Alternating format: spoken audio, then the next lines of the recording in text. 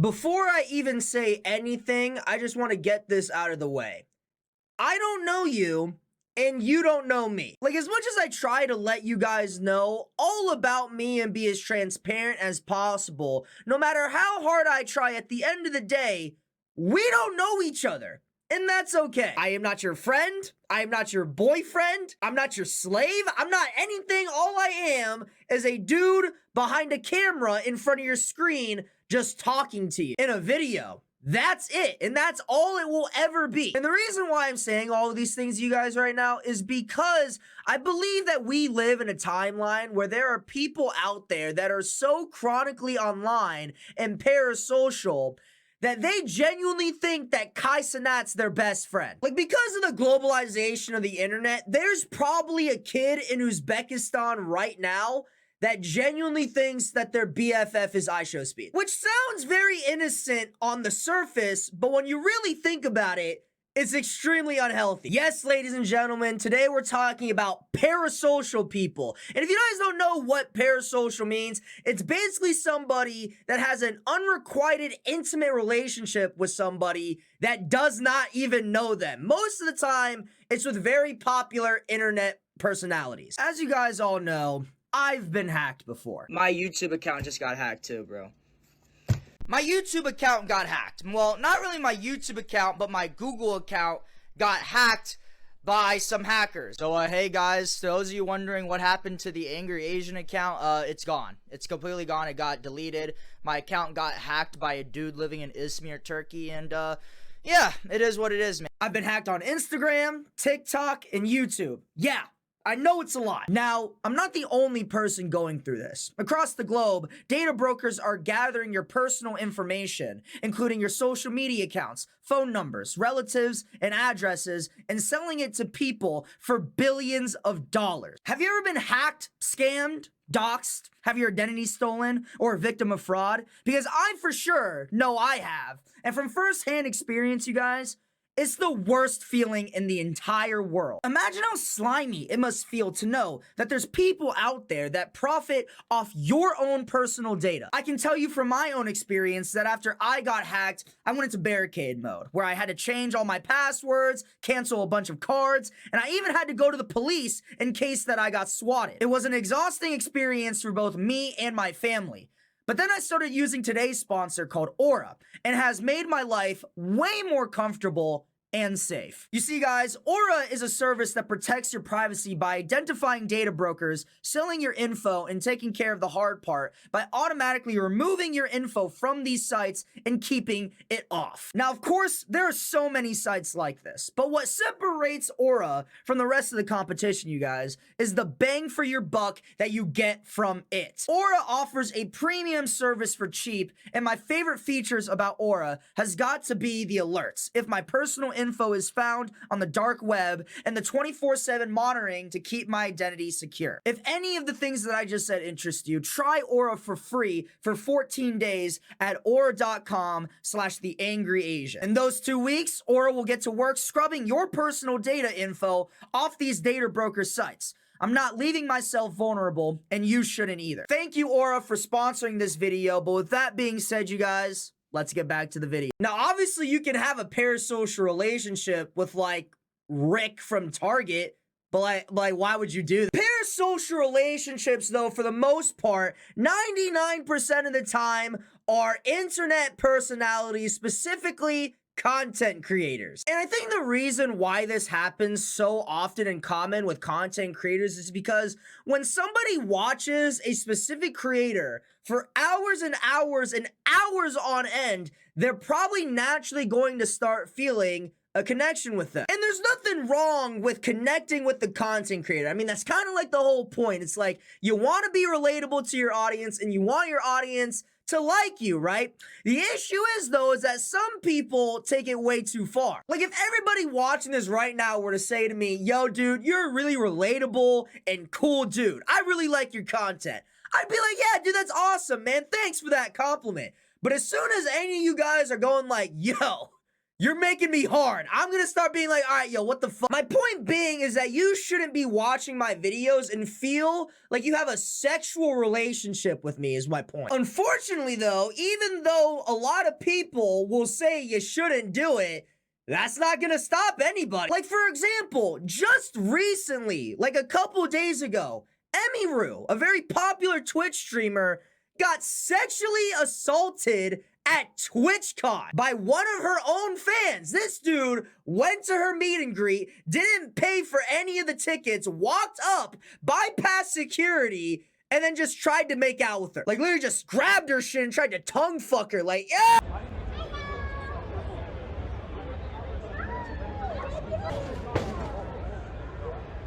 Thankfully, the security guards were able to push him away before he was able to do anything. But my point being with this whole situation is that some of these parasocial fans are genuinely fucking insane. Now, when it comes to this situation, everyone wants to focus on, like, the lax security at TwitchCon. However, I'm more concerned over the actual individual. Because, like I said, this isn't the first time that something like this has happened. Like, do y'all remember that one Pokimane mod that just straight up told Pokimane to her face that he be stroking his shit to her VODs? Hey, do you have time to talk? I'm ready to finally tell you why I've been struggling so much with deadlines. And I said, oh, like, great. Hopefully this is something that we can fix. Tell me why he proceeds to tell me that the reason why he would sometimes turn around videos a week or two late is because he couldn't stop touching himself. I was trying to pick which word to use. To me, his, in a way, employer of many, many months. When I tell you I've never halted a conversation so fast, because I'm like, you are the person that I send like hours of footage to. It's not funny because of it actually happening. Like, obviously, it's extremely disgusting for Pokimane to be told that. What makes it hilarious is the fact that bro just self-reported for no fucking reason. Like, you could have just lied. You could have been like, man, I'm just swamped up with other projects. That's why I've been so late on deadlines. I got this other stuff in my life going on. That's why I'm not able to get these videos edited for you on schedule. Nah.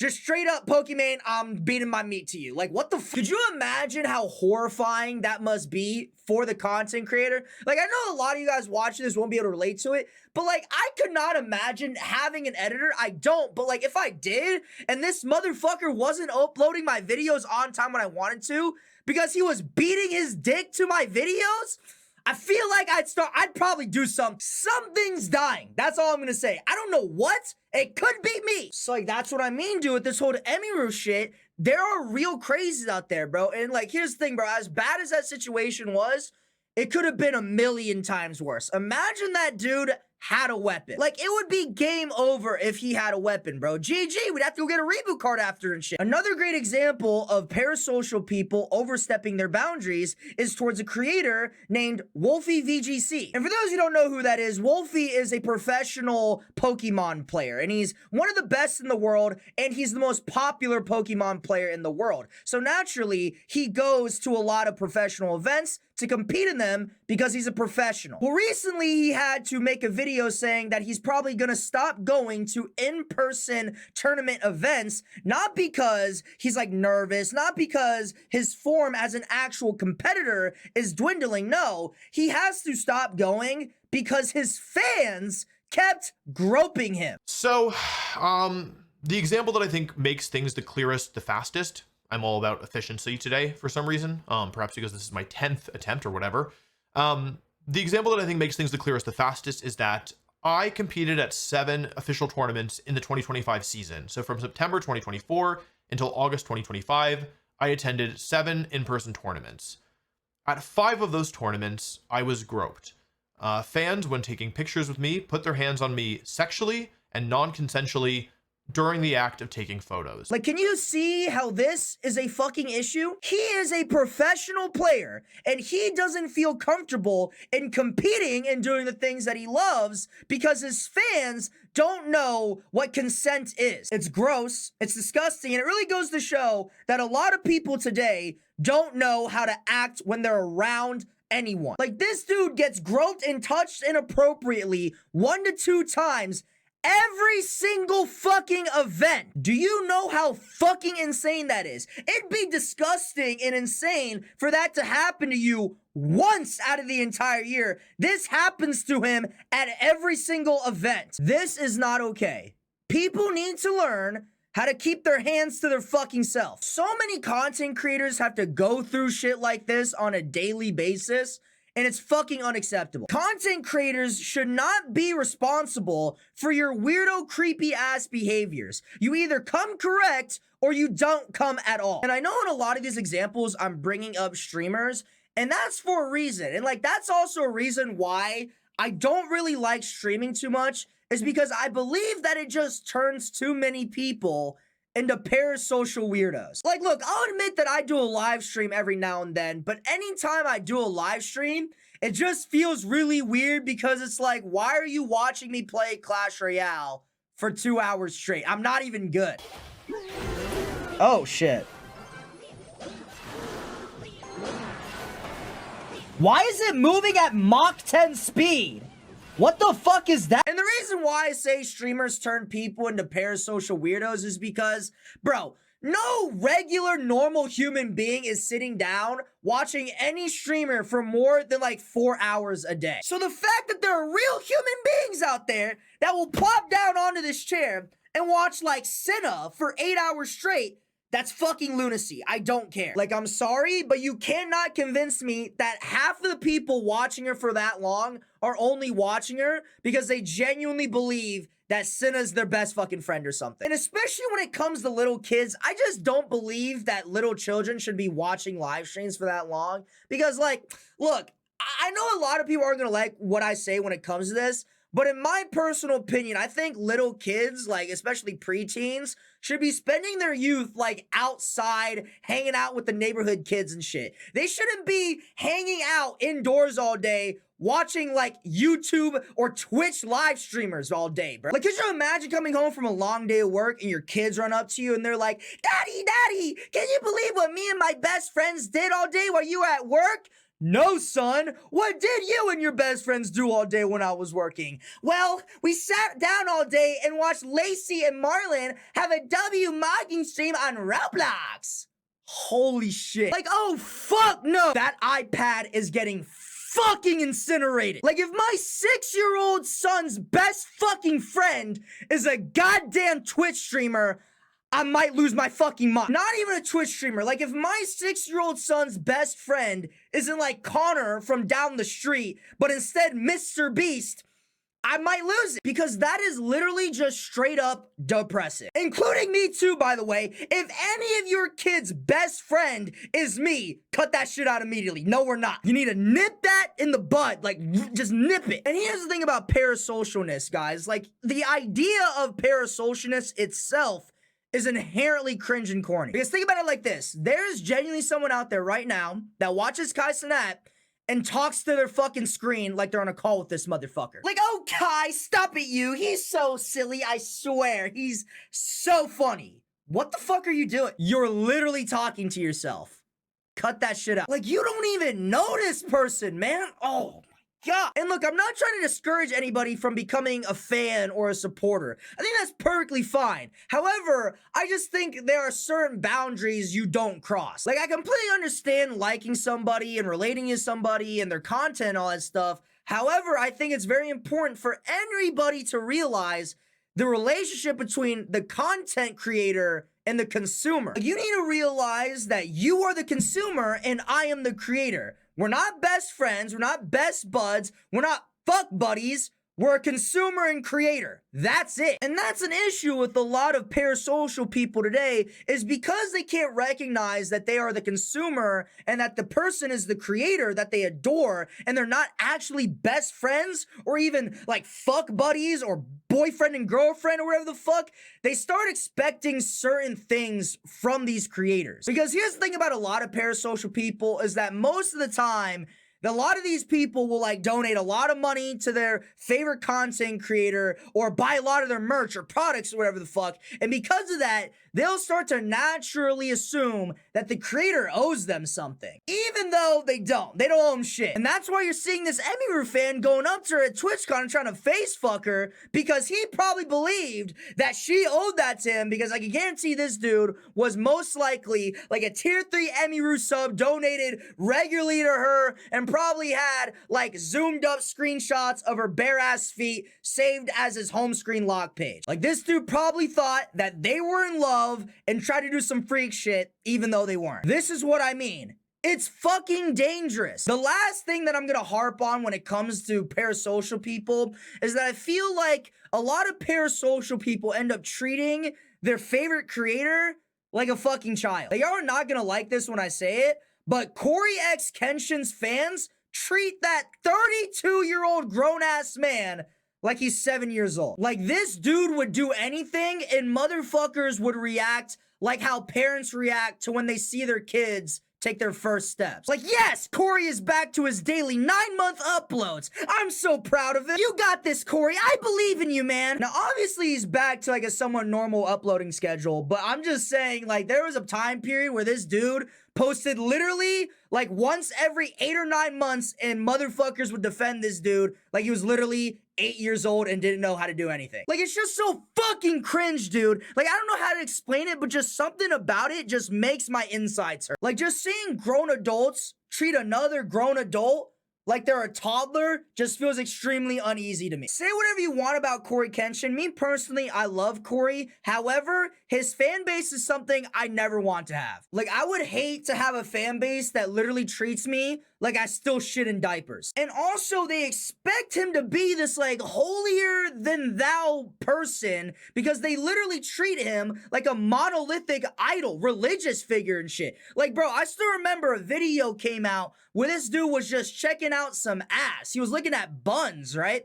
And because of that, his fan base tried to fucking cancel it. Like, his fan base literally were trying to say that Corey was trying to like sexually harass his barber because he glanced at her ass. Like, what? Like, this is what I mean when it comes to parasocial people, is that they have the most unrealistic expectations out of certain people that are so ridiculous, it's honestly tiring. Like, so many of these people genuinely expect you to be fucking Jesus. Like, if you aren't literally perfect, you're a piece of shit, you're problematic, you're this, you're that, you're whatever the fuck. I would hate to have a fan base like that, bro. Fuck that shit. I'd hate it. I'm sorry. Say whatever you guys want. Does that make me a bad person? Maybe. I do not care. I don't want a fan base like that. And I honestly think a lot of people don't want a fan base like that. Now, after saying all this, I do honestly understand why parasocial people exist. I mean, I do believe that parasocial people are just lonely people that had no other option. They live in isolation. They have no friends. They have no social life. They have nothing else but their favorite creator. Like, there are some people out there who genuinely have nothing better going on in their life than a Black Boy Max stream. Now, I can sit here and laugh and make fun of these people as much as I want, but at the end of the day, that's not gonna fix anything. Guys, in my opinion, it sounds very, like, ironic to say this, but I genuinely believe that social media is ruining a lot of people's lives. Like, the amount of people that instead of going out and making their own memories, they instead sit at home and watch a streamer make those memories for them is extremely fucking depressing. Like, there are people out there that instead of going to a party, they'll instead watch, like, the Silky Stream FaZe birthday subathon party instead. And it's just like, why? Like, you are your own person. You deserve to have your own memories and have your own experiences and have them be unique to your own self. Instead, people are deciding to just have someone else do it for them. Like, what the fuck? You are sad, man. Get out the house. Like, I believe in content creation as a way of freedom of expression and entertainment. However, I don't think your only source of entertainment should be strictly from content. Like, if it's from other stuff. Like, if the only thing that keeps you entertained is, like, content and Twitch streamers and YouTube, I think you need better hobbies. Like, pick up a skill, pick up a hobby, pick up something, man. Ultimately, human beings are just social animals at birth. Like, we need to interact with others socially in order to maintain our sanity. So when you're saying a lot of these people that don't have access to that, and they're trying to maintain their sanity by watching Twitch streamers and YouTubers, something bad's gonna fucking happen. People are gonna get harmed, people are gonna get hurt, and it's really frightening to be a content creator in today's day and age because you don't really know what somebody can do to you. Because as we saw in the Emir situation at TwitchCon, this could literally happen to anyone. Get out the house. Like, there's no better way to say it. Get out the fucking house and talk to somebody. Like, there's no point in pussyfooting around this situation and topic. You are lonely. You need friends. You need to get out the fucking house. Again, I'm gonna say this for the last time. If you're watching me, I just want to let you know, I love all of you. I'm happy for your support, but I don't know you. You don't know me. We are not friends. I'm the creator and you're the consumer. Please don't get hard when you're watching me. But anyways, guys, I'm gonna wrap this video. If you like this video, please like, comment, and subscribe down below. Ring that bell button notification like I always say. Please join the Discord down below if you're interested. We do all fun stuff down there. I think we have like 17,400 members. Let's try to get to the 18,000, you guys. That'd be awesome. 20,000 members, I haven't even said this to everybody, but at 20,000 members, I will play a very scary horror game. I don't know what yet, but that's my plan. You can also follow me on Instagram and TikTok at TheAngryAsian69. But you guys all have an amazing day. Stay strong, stay safe, and stay happy. Peace!